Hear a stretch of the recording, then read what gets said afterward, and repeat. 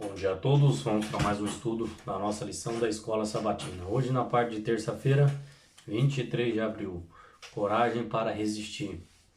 Que princípio básico se encontra nesses textos aqui de Apocalipse, capítulo 3, versículo 11, Efésios 6, 10 a 12 e Atos capítulo 5, versículo 28 ao 32. Eu vou ler com você Apocalipse 3, versículo 11. Diz assim: venho sem demora, conserva o que tens, para que ninguém tome a tua coroa. Venho sem demora, conserva, guarda a sua coroa, não deixa as dificuldades, as lutas, não deixe ninguém tomar a sua coroa, porque a responsabilidade dessa coroa é nossa. Salvação é individual. Eu não posso dar salvação para o meu filho, não posso dar salvação para ninguém. Cada um guarde o que tem, guarde a sua coroa da vida, guarde a sua fé. Uma das características distintivas dos valdenses e de cada um dos reformadores era uma absoluta fidelidade a Deus, a sua obediência à autoridade das Escrituras e o seu compromisso com a supremacia de Cristo e não do papado. A sua mente estava saturada de histórias de fé e de coragem do Novo Testamento. Os valdenses foram um dos primeiros grupos a ter a Bíblia na sua própria língua. Um emocionante relato da cópia à mão que eles faziam, regido por Jean Leger, um copista valdense da Bíblia, contém informações em primeira mão do seu trabalho, incluindo desenhos. Os valdenses copiavam as escrituras em segredo nas suas comunidades das montanhas do norte da Itália e no sul da França. Os jovens desde cedo eram ensinados pelos seus pais a memorizar grandes porções das escrituras. Equipas de copistas da Bíblia trabalhavam juntos para laborizadamente a copiarem a Bíblia. Muitos desses jovens valdenses viajavam pela Europa como mercadores, partilhando discretamente as verdades das Escrituras. Alguns inscreviam-se em universidades e, enquanto surgia uma oportunidade, compartilhavam porções das Escrituras com os seus colegas de estudos. Guiados pelo Espírito Santo, no momento certo, quando sentiam receptivamente por parte de um inquiridor honesto, porções escolhidas das suas preciosas escrituras eram oferecidas. Muitos pagaram com a própria vida sua devoção e fidelidade. Embora os valdenses não entendessem claramente os ensinos bíblicos, preservaram a verdade da palavra de Deus durante séculos, compartilhando com os outros. Provérbios capítulo 4, é esse versículo que eu tentei falar na parte de sábado. Provérbios capítulo 4, versículo 18. Mas a vereda do justo é como a luz da aurora, que vai brilhando mais e mais até ser dia perfeito. Lembra do exemplo que eu dei, né? Quando a gente acorda na escuridão, a gente acende a luz, incomoda um pouco e até a gente se acostumar. É assim que Deus vai trabalhando. É assim que Deus trabalhou na reforma.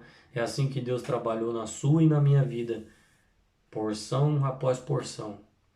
Porque se a gente jogar direto toda a luz, já pensou? Se a gente acordasse, a gente vivesse em uma escuridão aqui de 1260 dias de escuridão, de trevas espirituais, ou você vivesse em uma caverna por um período muito grande sem ver um raio de luz. Já pensou se você saísse um sol de meio-dia e a queimar sua vista? Você não ia enxergar. Então são pequenos raios que foram lançados até Deus levantar o seu remanescente. Vamos lá? Salomão comparava a vereda pela qual Deus dirigiu os seus filhos a um sol que se eleva cada vez mais, Se Deus simplesmente ligasse o interruptor cósmico e o sol brilhasse é o exemplo que eu dei para você aqui, instantaneamente em todo o seu esplendor, ia nos cegar, depois das trevas terem envolvido o mundo durante séculos. Deus suscitou homens e mulheres dedicados a palavras e continuaram a procurar mais. Como é que, refletindo a luz de Cristo, podemos brilhar na nossa própria comunidade, na nossa própria, no nosso convívio ali? Os valdenses, assim, tem uma história aqui, eu vou fazer um paralelo para você ver como é que eram os filhos dos valdenses. Como que os pais e as mães, eles sabiam em quem confiavam. Eles não podiam ter todas as informações, toda a luz, mas eles sabiam que Cristo era o Rei, é aquele que ressuscita, é aquele que é o dono da vida. Aqui na Irlanda tem eu não sei o nome da série, mas é uma série sobre as pessoas que saíram, que são 14 pessoas daqui da Irlanda, no condado de Mayo, que saíram para ir para o Titanic.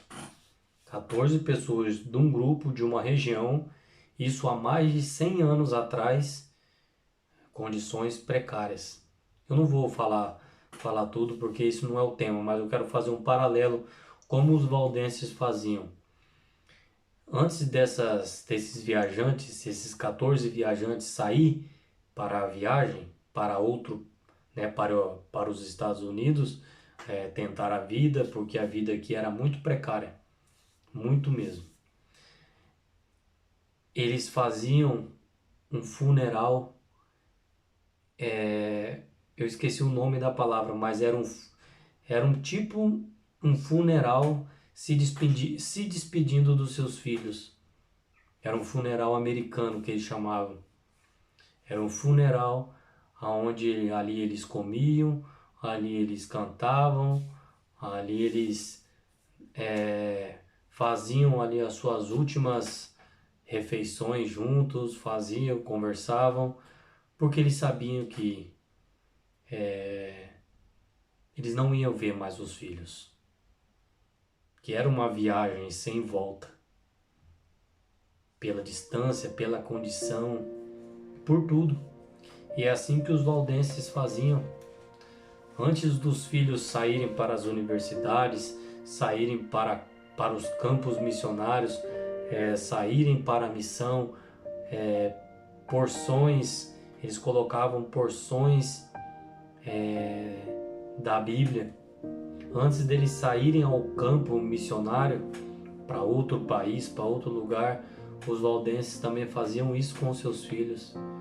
Eles se despediam dos seus filhos como se fosse ali uma celebração, um funeral, porque eles sabiam que possivelmente os seus filhos não iam voltar. Tudo isso para a pregação do Evangelho. E há um paralelo, muito bonito. Os valdenses, eles sabiam que os seus filhos estavam indo para continuar a obra de Cristo, E o paralelo aqui, quando as pessoas saíam daqui da Irlanda para ir para os Estados Unidos, era a procura de uma vida, de uma vida digna, de uma vida melhor. Que Deus nos abençoe. Vamos orar. Querido bondoso Deus, obrigado pelo estudo, obrigado pelas revelações divinas que o Senhor tem deixado. Em nome de Jesus, amém.